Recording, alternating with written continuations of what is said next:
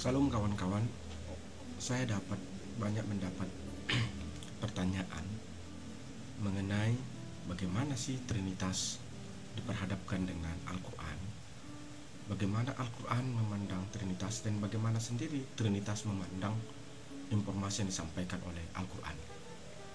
Dalam rangka meluruskan hal itu sesuai dari sudut pandang mata kekristenan, maka saya mencoba menulis satu judul, yaitu Trinitas diperhadapkan dengan Al-Quran, sebuah kajian apologetika Kristen mengenai ajaran Trinitas yang diperhadapkan dengan Al-Quran untuk meretas makna monoteisme dalam ajaran Trinitas.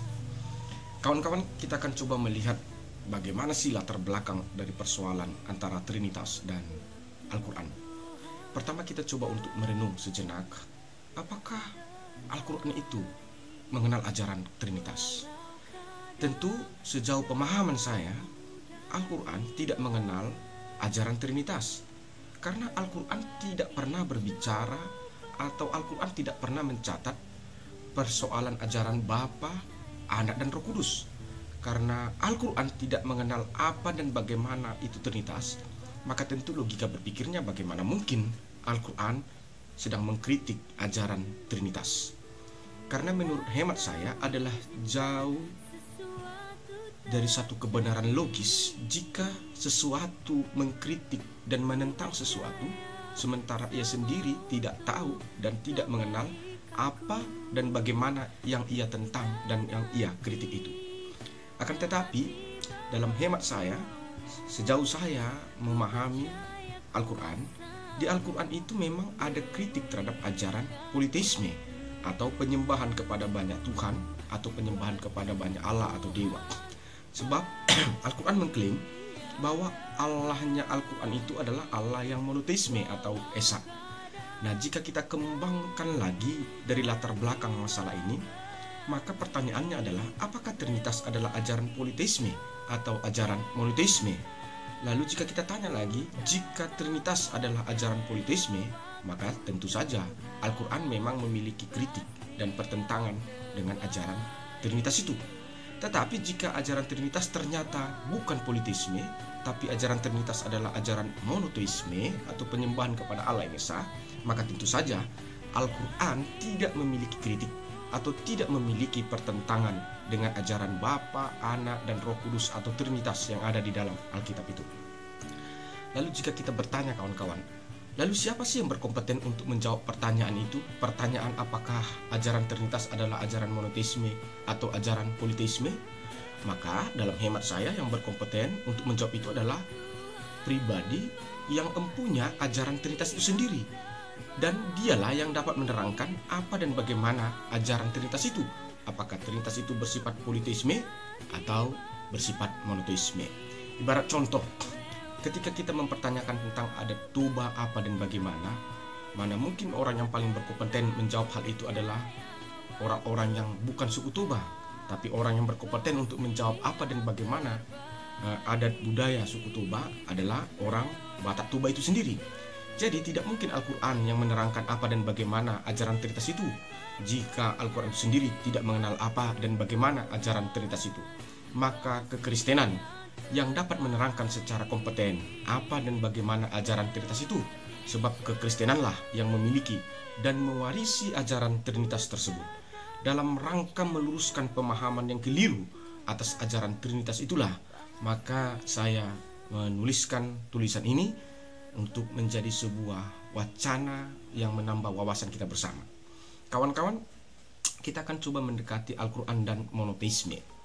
Ada beberapa ayat dalam Al-Quran yang menentang dan mengkritik ajaran politisme atau penyembahan kepada banyak Allah untuk menegaskan bahwa warna ajaran Al-Quran itu adalah monoteisme.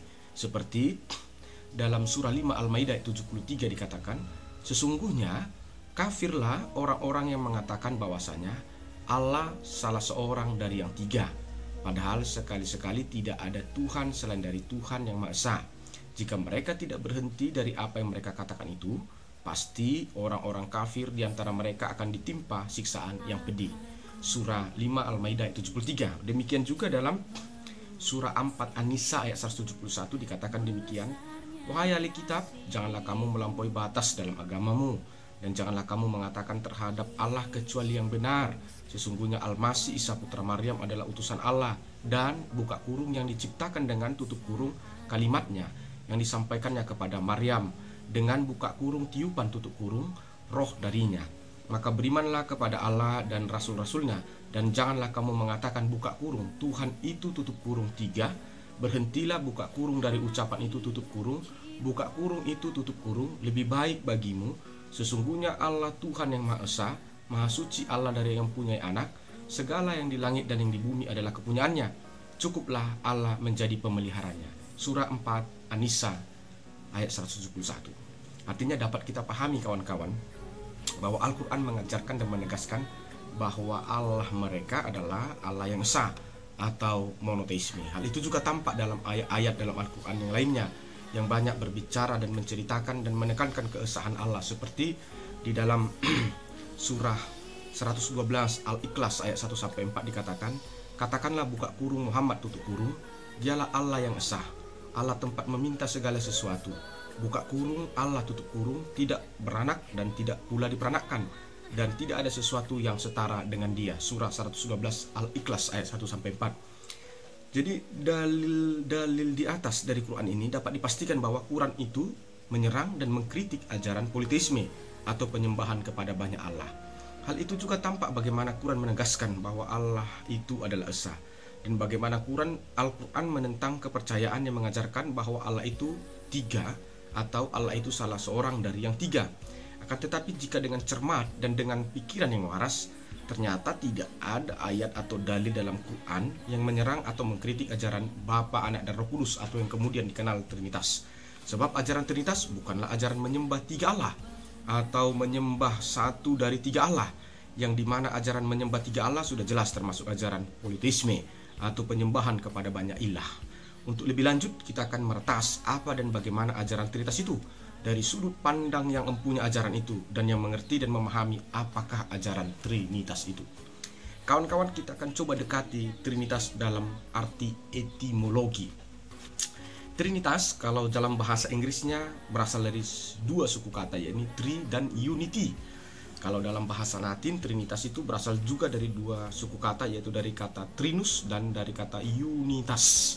Jadi kata tri menerangkan pribadi atau persona atau hypostasis, dan kata unitas menerangkan substansi atau hakikat atau homoios.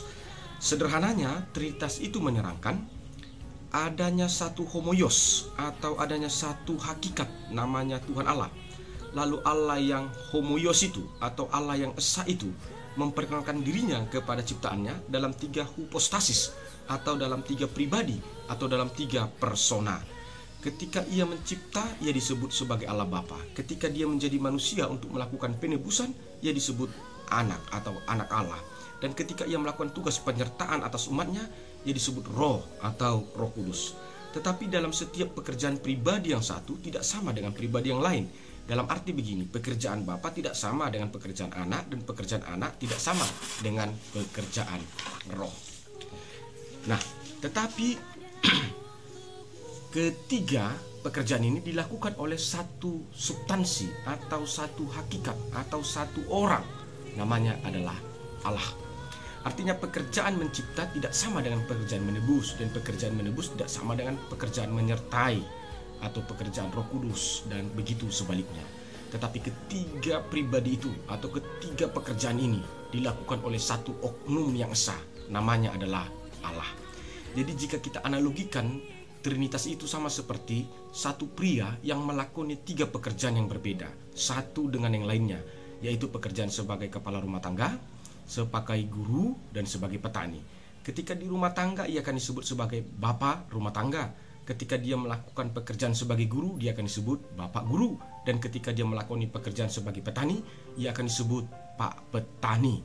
Tapi pekerjaan bapak rumah tangga tentu tidak sama dong dengan pekerjaan pak guru, dan pekerjaan pak guru tentu tidak sama dong dengan pekerjaan pak petani. Jadi ada satu orang yang melakoni 3 pekerjaan yang berbeda satu dengan yang lainnya, maka orang itu adalah tetap satu. Tidak mungkin dong kita berkata karena seseorang melakoni 3 pekerjaan yang berbeda-beda, dengan yang satu dengan yang lainnya, maka kita berkata bahwa orang itu adalah tiga. Jadi Trinitas adalah ajaran Tuhan yang monoteisme atau Tuhan yang esa. Akan tetapi Tuhan yang esa itu memperkenalkan dirinya kepada seluruh ciptaannya dalam tiga pekerjaan atau kepribadian yang berbeda dengan satu yang lainnya. Sebagai pencipta ia disebut Allah Bapa, sebagai penebus ia disebut Anak, dan sebagai penyertai ia disebut sebagai Roh Kudus. Jadi jika ada orang yang mengatakan bahwa ajaran Trinitas itu adalah ajaran yang mengajarkan menyembah tiga Allah atau menyembah Allah yang satu dalam tiga, hal itu adalah kekeliruan dan kesesatan, dan itu merupakan fitnah yang keji atas ajaran Trinitas itu sendiri. Karena ajaran Trinitas yang benar adalah Tuhan yang esa atau Tuhan yang monoteis atau Tuhan yang unitas, memperkenalkan dirinya dalam tiga atau tri pekerjaan atau pribadi kepada ciptaannya ini, yakni sebagai Bapa, Anak, dan Roh Kudus. Kawan-kawan, kita akan masuk dalam bab berikutnya agar kita lebih memahami konsep tentang Trinitas ini. Trinitas dalam kronologi. Secara terminologi atau pengistilahan, Trinitas baru dikenal dan dipakai secara luas pada abad ketiga atau sekitar tahun 325 Masehi. Istilah Trinitas ini lahir dan dikenal secara populer dan luas di masyarakat sampai hari ini karena hasil dari salah satu keputusan konsili di Nicea tahun 325 Masehi.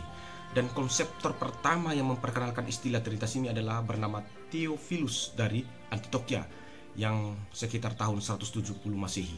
Kemudian istilah Trinitas ini dipakai dan diperkenalkan kembali oleh Tertullianus dalam konsili Nicea, dan konsili ini memutuskan untuk menggunakan istilah Trinitas yang dibawa oleh Tertullianus itu, dan sampai sekarang istilah Trinitas itu menjadi sesuatu yang akrab untuk kita dengar di dalam dunia kekristenan. Akan tetapi bukan berarti karena istilah Trinitas dikenal pada abad ketiga maka seolah-olah ajaran Trinitas tidak ada dalam Alkitab, dan seolah-olah ajaran Trinitas dikenal dalam kekristenan atau seolah-olah ditambahkan dalam dogma kekristenan pada abad ketiga. Hal itu adalah kekeliruan besar dan hal itu adalah kesesatan besar.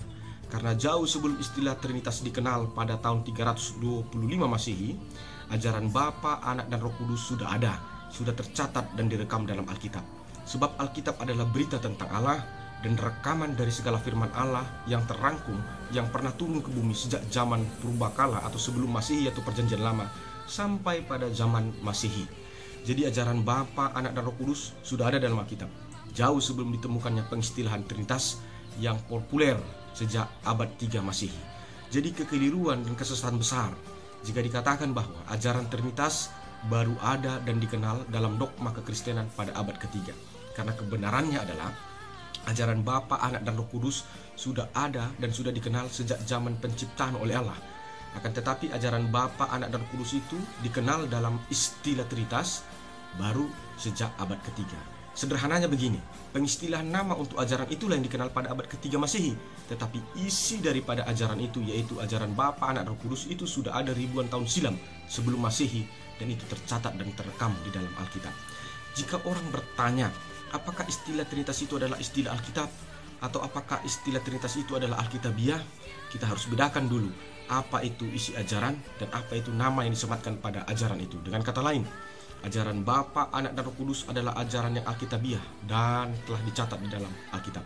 Akan tetapi pada abad ketiga ditemukan nama atau pengistilahan untuk ajaran Bapa, Anak, dan Roh Kudus itu, dan nama yang untuk ajaran itu dikatakan adalah Trinitas. Nah, nama atau pengistilahan yang disematkan kepada ajaran Bapa, Anak, dan Roh Kudus itulah yang tidak tercatat dalam Alkitab atau yang tidak dipakai Alkitab. Artinya tidak ada catatan di dalam Alkitab untuk istilah Trinitas, sekalipun isi ajaran daripada Trinitas itu tercatat di dalam Alkitab. Artinya tidak ada di dalam konsep Alkitab istilah Trinitas tercatat. Tetapi ajaran Bapa, Anak, dan Roh Kudus yang merupakan ajaran Trinitas itu ada tercatat di dalam Alkitab. Akan tetapi nama Trinitas itulah yang tidak ada dicatat dalam Alkitab. Jadi kita harus bisa membedakan mana isi ajaran, mana nama yang disematkan pada ajaran tersebut. Dan kita juga harus bisa membedakan mana yang sudah ada sejak dahulu kala dan mana yang ada kemudian, sehingga kita tidak menggeneralisasikan begitu saja antara isi ajaran dan nama atas ajaran itu sendiri. Kawan-kawan, buku Alkitab atau bukti yang bisa kita lihat dari Alkitab bahwa ajaran Bapa, Anak, dan Roh Kudus sudah ada sejak zaman purbakala atau perjanjian lama, yaitu ketika masa penciptaan. Di dalam Kejadian 1 ayat 1-3 dikatakan demikian.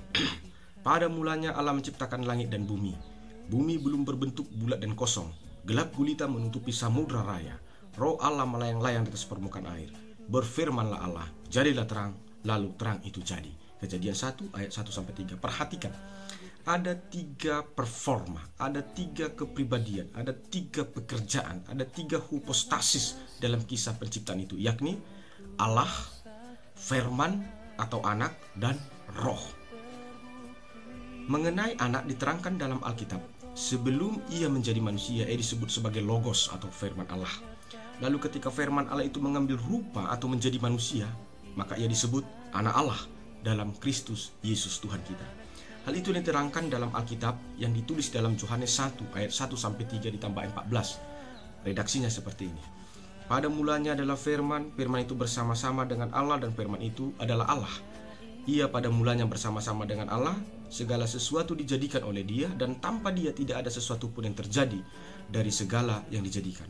Firman itu telah menjadi manusia dan diam di antara kita, dan kita telah melihat kemuliaannya, yaitu kemuliaan yang diberikan kepadanya sebagai anak tunggal Bapa penuh kasih karunia.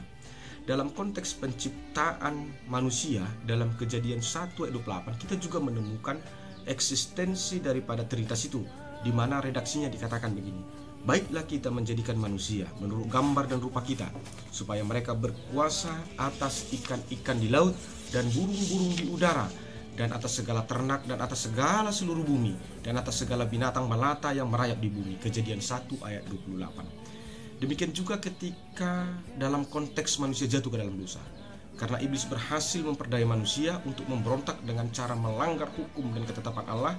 Dan ketika Allah mengusir manusia dari Taman Eden, dan dalam rangka menjaga taman itu dari tangan-tangan jahil manusia, berikutnya Allah berfirman.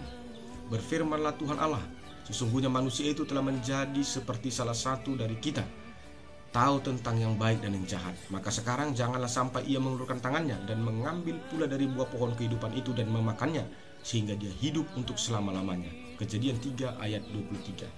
Nah, dari kitab Kejadian penciptaan manusia dan ketika manusia jatuh ke dalam dosa yang diusir, di situ digunakan kata kita. Nah, kata kita dalam muatan itu memiliki makna daripada Trinitas itu sendiri. Dalam bahasa Ibrani digunakan kata asa, yang dalam bahasa Inggris King James Version digunakan kata asmek. Artinya jika diterjemahkan ke dalam bahasa Indonesia, kita membuat atau kita menjadikan atau kita menciptakan. Jadi semakin terang benderang kepada kita bahwa ketiga pribadi atau ketiga persona atau ketiga hypostasis, yaitu Bapa, Anak, dan Roh Kudus secara satu kesatuan uni atau homoousios, adalah pencipta langit, bumi, manusia, dan segala isinya. Dalam perjanjian baru atau pada abad Masehi, eksistensi Bapa, Anak, dan Roh atau yang kemudian dikenal Trinitas tampak juga pada peristiwa ketika pra dan pasca kelahiran Yesus Kristus. Pada waktu itu malaikat Gabriel yang membawa pesan atau firman Allah kepada Maria, maka Gabriel berkata kepada Maria, jawab malaikat itu kepadanya, Roh Kudus akan turun atasmu, kuasa Allah yang Maha Tinggi akan menaungi engkau, sebab anak yang kau lahirkan itu akan disebut kudus, anak Allah. Lukas 1 ayat 35. Firman Allah yang disampaikan oleh malaikat Gabriel ini jelas menunjukkan eksistensi ajaran Bapa, Anak, dan Roh Kudus yang kemudian dikenal Trinitas. Sebagaimana peristiwa ajaib yang dialami Maria, Maria boleh hamil tanpa intervensi atau disentuh laki-laki, itu adalah pekerjaan daripada Roh Kudus, dari Bapa atau Allah yang Maha Tinggi, dan dari Anak atau yang kemudian dikenal daripada Trinitas. Nah, kawan-kawan, bagaimana di sisi lain ajaran Bapa, Anak, dan Roh Kudus juga tampak pada proses atau peristiwa pembaptisan Yesus di Sungai Yordan. Dikatakan sesudah Yesus dibaptis, Yesus keluar dari air, dan pada waktu itu juga langit terbuka dan ia melihat Roh Kudus seperti burung merpati turun ke atasnya, lalu terdengarlah suara dari surga. Inilah anak yang kukasihi, kepadanya lah aku berkenan. Matius 3 ayat 16-17. Perhatikan ayat itu, ada 3 pribadi, ada 3 pekerjaan, ada 3 hypostasis, yakni Yesus sebagai anak Allah yang menjadi manusia, dan Roh Kudus yang tampak dalam rupa burung merpati, dan Allah Bapa dalam wujud suara dari surga. Artinya ajaran Bapa, Anak, dan Roh Kudus yang kemudian dikenal Trinitas sudah ada di awal abad Masehi, bukan di abad 3 Masehi. Demikian juga ajaran eksistensi Bapa, Anak, dan Roh Kudus juga tampak jelas ketika Yesus hendak naik ke sorga, yang disaksikan oleh banyak orang. Sebelum terangkat ke sorga, Yesus memberikan perintah atau amanat agung. Dikatakan begini, "Karena itu pergilah, jadikanlah semua bangsa muridku, dan baptislah mereka di dalam nama Bapa, Anak, dan Roh Kudus." Dalam Matius 28 ayat 19. Jadi kawan-kawan, jika kita perhatikan, Yesus yang menyebut akan ajaran Bapa, Anak, dan Roh Kudus itu. Jadi ini menegaskan kepada kita bahwa ajaran Bapa, Anak, dan Roh Kudus yang kemudian dikenal Trinitas bukanlah ajaran dihasilkan oleh Konsili Nisea pada abad ketiga Masehi, seperti fitnah dilontarkan oleh orang-orang yang tidak bertanggung jawab. Tetapi ajaran Bapa, Anak, dan Roh Kudus atau yang kemudian dikenal Trinitas adalah ajaran yang langsung berasal dari Yesus itu sendiri. Kawan-kawan, kita akan masuk kepada poin berikutnya. Kita coba akan melihat monoteisme diperhadapkan dengan Trinitas dan Al-Quran. Alkitab dengan ajaran Bapa, Anak, dan Roh Kudus yang kemudian dikenal dengan istilah Trinitas sudah ada jauh sebelum zaman Masehi atau zaman Purbakala atau zaman Perjanjian Lama. Sementara Al-Quran yang diklaim umat Islam sebagai kitab suci atau wahyu Allah SWT ada 700 tahun kemudian. Nah, sesuai saya katakan itu ada 700 tahun kemudian karena saya menemukan satu sumber dari wikipedia.com yang ditulis bulan Juni 2018 mengatakan begini. Muhammad pertama sekali mendapatkan wahyu tahun 610 Masehi dalam kalender Arab tanggal 17 Ramadan tahun 13 Hijriah. Sebab wahyu yang kelak menjadi Al-Quran tidak diperoleh Muhammad secara langsung satu jilid atau satu mushaf, tetapi bertahap-tahap. Dan Muhammad sendiri wafat tahun 632 Masehi. Dan wahyu yang diterima oleh Muhammad belum terjilid seperti Al-Quran sekarang dalam satu mushaf, tetapi berserak. Sebagian tersimpan di ingatan pengikutnya, sebagian ditulis di batu, di kayu, di daun, dan lain sebagainya. Keinginan untuk menyusun wahyu-wahyu yang telah diterima Muhammad menjadi satu mushaf atau kitab dimulai pada zaman Khalifah Abu Bakar sebagai khalifah pertama menggantikan Muhammad ketika dia sudah wafat atas usulan atau ide dari Umar bin Khattab. Dan Abu Bakar sendiri wafat tahun 634 Masehi. Artinya Quran dalam wujud kitab yang terjilid untuk pertama sekali pada abad ke-7 atau tahun 634 Masehi. Tetapi pada zaman Khalifah Abu Bakar, mushaf itu belum sempurna. Lalu ketika masuk pada masa Khalifah Utsman, barulah Quran itu ditulis dan dikumpulkan dalam satu mushaf atau satu jilid. Dan Utsman bin Affan sendiri wafat tahun 656 Masehi. Jadi Quran atau Al-Quran dalam wujud mushaf atau jilid seperti yang dimiliki umat Islam sekarang untuk pertama kalinya itu ada tahun 656 Masehi atau abad ke-7. Itulah saya katakan kenapa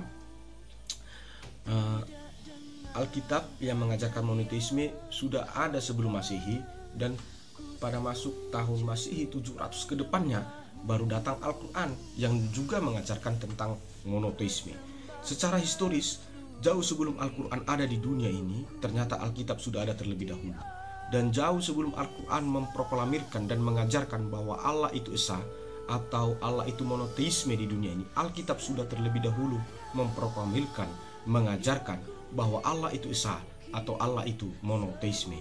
Jadi sesuatu yang tidak bisa diterima dengan akal sehat dong, jika satu kitab yang ada di kemudian mengklaim monoteisme atau Allah yang esa, menyerang dan mengkritik kitab sebelumnya yang juga mengajarkan monoteisme atau Allah yang esa. Pada abad sebelum Masehi, Alkitab sudah mengatakan dan mengajarkan bahwa Allah itu esa.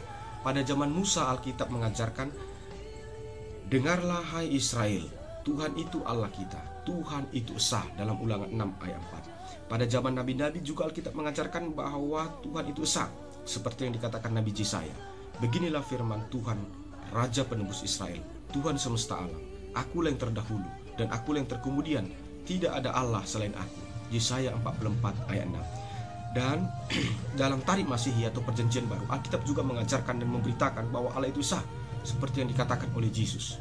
Hukum yang terutama ialah, "Dengarlah hai Israel, Tuhan Allah kita itu esa." dalam Markus 12 ayat 30. Dan seperti yang dikatakan oleh Rasul Yohanes dengan mengutip perkataan Yesus, dikatakan begini, inilah hidup yang kekal itu, yaitu bahwa mereka mengenal engkau satu-satunya Allah yang benar dan mengenal Yesus Kristus yang telah engkau utus. Yohanes 17 ayat 3. Seperti yang dikatakan diajarkan oleh Rasul Paulus kepada orang-orang Galatia, redaksinya begini, seorang pengantara bukan hanya mewakili satu orang saja, sedangkan Allah adalah satu. Galatia 3:20. Juga seperti yang dikatakan dan diajarkan Rasul Paulus kepada orang-orang Efesus, dikatakan begini, satu Allah dan Bapa dari semua, Allah yang di atas semua dan oleh semua dan di dalam semua. Efesus 4 ayat 6. Jadi tegas Alkitab adalah kitab yang membawa ajaran bahwa Allah itu esa sejak zaman purbakala dan sampai zaman Masehi ini.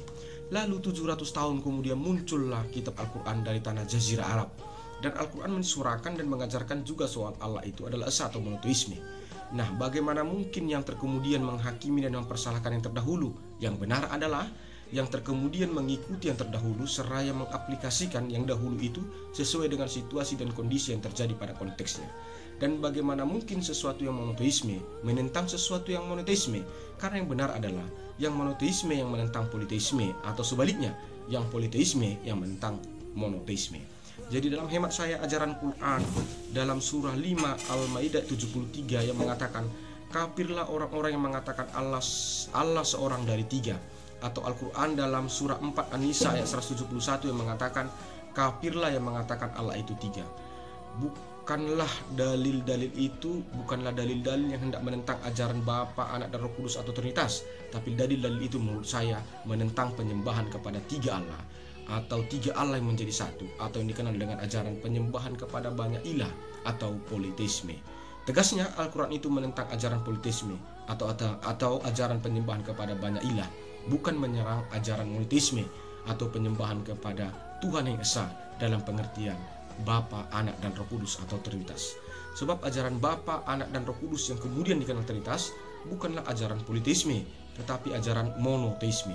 Sebab Trinitas bukan mengajarkan ada tiga Allah, lalu ketiga Allah itu membentuk satu kesatuan untuk disembah, seperti dalil yang dikatakan Quran dalam surah Al-Maidah ayat 73 dan surah An-Nisa ayat 171. Ajaran Trinitas adalah ada satu Allah yang esa, mono atau homoios. Lalu Allah yang esa ini menyatakan atau memperkenalkan dirinya dalam tiga cara atau tiga pekerjaan yang besar kepada ciptaannya. Sebagai pencipta ia disebut Bapa, sebagai penebus ia disebut Anak, dan sebagai penyertai dia disebut Roh Kudus. Akan tetapi menurut hemat saya, kemungkinan terbesarnya adalah antara Alkitab dan Al-Quran adalah ada perbedaan penghayatan atau perbedaan pengaktualisasian mengenai ajaran monoteisme di dalam Alkitab dan Al-Quran itu. Akan tetapi kedua-duanya, baik Alkitab dan Al-Quran, tendensinya mengajarkan penyembahan kepada Allah yang esa atau monoteisme. Kemungkinan Allah SWT dalam Al-Quran, apapun karyanya atau apapun cara dirinya memperkenalkan dirinya kepada ciptaannya, sebutannya tetap adalah Allah SWT. Sedangkan Allah Alkitab tidak demikian, namanya tetap Tuhan Allah dan tidak berubah. Seperti yang dikatakan dalam Keluaran 3 ayat 14, dikatakan begini, Keluaran 3:14, firman Allah kepada Musa, aku adalah aku. Lagi firmannya, beginilah kau katakan kepada orang Israel itu, aku adalah aku, telah mengutus aku kepadamu. Saya ulangi sekali lagi. Keluaran 3:14, firman Allah kepada Musa, aku adalah aku. Lagi firmannya, beginilah kau katakan kepada orang Israel itu, aku adalah aku, telah mengutus aku kepadamu. Jadi nama Tuhan Allah itu adalah aku adalah aku. Aku adalah aku dalam bahasa Ibrani dikatakan Haya Asher Haya. Dalam bahasa Inggris dikatakan I am who I am. Dan dalam bahasa Ibrani nama ini disingkat Yahweh. Jadi Yahweh itu adalah kepanjangan Haya Asher Haya atau aku adalah aku. Dan dibaca Adonai yang diterjemahkan ke dalam bahasa Indonesia adalah Tuhan. Jadi kawan-kawan, kalau kita perhatikan lagi lebih dalam tentang konteks ini, kita bisa mengerti bahwa bagaimana mungkin ajaran Quran yang menekankan monoteisme itu justru menyerang monoteisme. Sebab ajaran Bapa, Anak dan Roh Kudus itu tidak akan menjadi sebuah perubahan atau yang digeser tetapi adalah sesuatu yang tetap. Akan tetapi, di dalam Alkitab ada banyak gelar dan sebutan yang disematkan kepada Tuhan Allah seiring dengan cara dan karya Allah itu. Dan Alkitab merangkumkan dalam 3 sebutan besar dari sekian banyak sebutan atau gelar yang disematkan kepada Allah itu, yakni Bapa, Anak, dan Roh Kudus, yang kemudian itu akan dikenal sebagai Trinitas. Sebab dalam Alkitab ada banyak sebutan dan gelar yang disematkan kepada Tuhan Allah, seperti digunakan juga kata Elohim, artinya Allah yang mencipta. Digunakan juga kata Elion, yang artinya adalah Allah yang maha tinggi. Digunakan juga kata Elohe Yisrael, yang artinya Allah Israel. Digunakan juga kata El Olam, yang artinya Allah yang kekal. Digunakan juga kata El Roy, yang artinya Allah yang melihat. Digunakan juga kata atau nama El Shaddai, yang artinya Allah yang maha perkasa. Dan dipakai juga kata Manuel, yang artinya Allah beserta kita. Kesimpulannya, dari semua pemaparan itu maka saya dapat simpulkan begini. 1. Alkitab dan Al-Quran adalah 2 kitab suci yang sama-sama mengajarkan penyembahan kepada Allah yang esa atau monoteisme. Kedua, dalil Al-Quran dalam surah 5 Al-Maidah 73 dan dalam surah 4 An-Nisa 171 bukan menyerang ajaran Bapa, Anak, dan Roh Kudus yang kemudian dikenal Trinitas, tetapi menyerang ajaran penyembahan kepada 3 Allah atau politeisme. Sama seperti ayat-ayat dalam Alkitab yang juga menyerang segala bentuk penyembahan kepada banyak ilah atau kepada banyak Tuhan, atau yang akan dikenal dengan politeisme. 3. Ternyata terdapat perbedaan reflektif, perbedaan aplikatif, perbedaan implementatif antara Alkitab dan Al-Quran dalam menghayati dan mengaktualisasikan ajaran penyembahan kepada Allah yang esa itu atau monoteisme itu. Yang keempat, jadi persoalan ajaran Bapa, Anak, dan Roh Kudus atau yang kemudian dikenal Trinitas dan Al-Quran bukanlah persoalan monoteisme dan politeisme, tapi persoalan Trinitas dan Al-Quran adalah persoalan perbedaan penghayatan dan pengaktualisasian akan Allah yang esa itu atau monoteisme itu sendiri. Jadi demikian kawan-kawan pemaparan saya, sehingga kalau dikatakan Trinitas itu adalah politeisme, itu adalah sebuah fitnah, itu adalah sebuah kekeliruan, itu adalah sebuah kesesatan. Jadi persoalan Trinitas dan Al-Quran ternyata bukan persoalan politisme dan monoteisme, tapi perbedaan penghayatan, perbedaan pengaktualisasian dalam menghayati, mengaplikasikan, dan mengimplementasikan tentang Allah yang esa itu. Semoga pemaparan ini dapat mencerahkan pikiran kita semua dan toleransi persahabatan menjadi sesuatu yang bisa kita kembangkan di negara Republik Indonesia ini. Dan doa kita bersama, majulah Indonesia, majulah toleransi, majulah kebersamaan. Tuhan Yesus memberkati kita semua. Salam.